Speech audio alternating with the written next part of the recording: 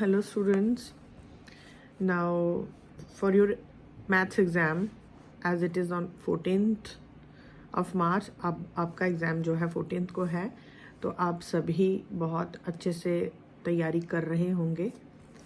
तो बेटा, as I am a teacher, so that's why I'm worrying about you people and make videos because I love teaching. So today again I have selected polynomial, a very important chapter from your book. Some of the important questions from this lesson, from this chapter you can say.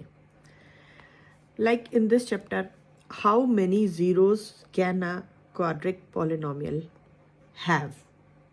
Okay, answer may be or at most 2 you can say, maximum 2, ऐसे एक भी हो सकता है, तो maximum 2। And concepts जो आपको एक चीज़ का याद रखना है मैथ्स में कि आपको कॉन्सेप्ट्स याद रखने हैं, क्योंकि कॉन्सेप्ट्स के बेस पे भी आपने जो भी आपके सम्स हैं वो आप सॉल्व करते हो। जैसे sum of zeros of polynomial is equal to -b upon a, product of zeros of polynomial is equal to c upon a, general form of polynomial like cubic polynomial or quadratic polynomial can also be asked in the form of objective type questions. concepts आपको objective type questions के लिए तैयार रखने हैं।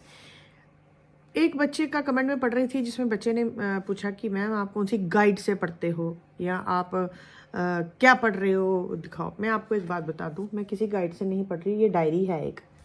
मैं खुद से मतलब as I am a teacher, तो पिछले कई सालों के पेपर्स मुझे आदत है, मैं उसको इकट्ठे करके रखती हूँ और फिर उसको रीड करके उसमें से जो रिपीटेड क्वेश्चंस होते हैं उन्हें आप एक तरह से इंपॉर्टेंट क्वेश्चंस का नाम भी दे सकते हो।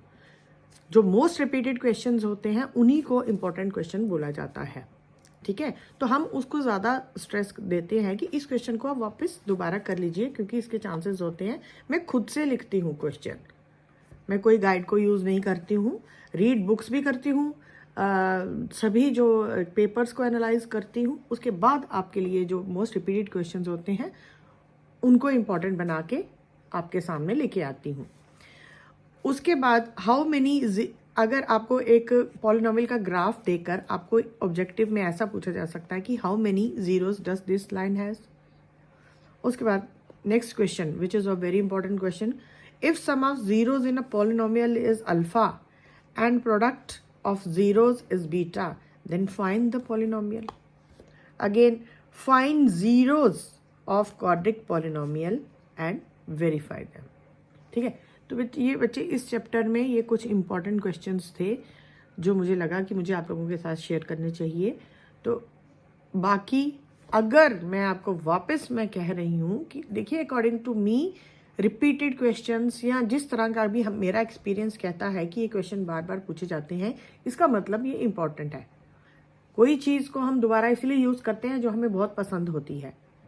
तो बीइंग अ टीचर या कुछ एक्सपीरियंस होने के नाते ये मैं खुद से लिख के आपके पास लेके आई हूँ, कोई गाइड का यूज़ नहीं किया है, कोई बुक से नहीं पढ़ती हूँ, ठीक है बेटा।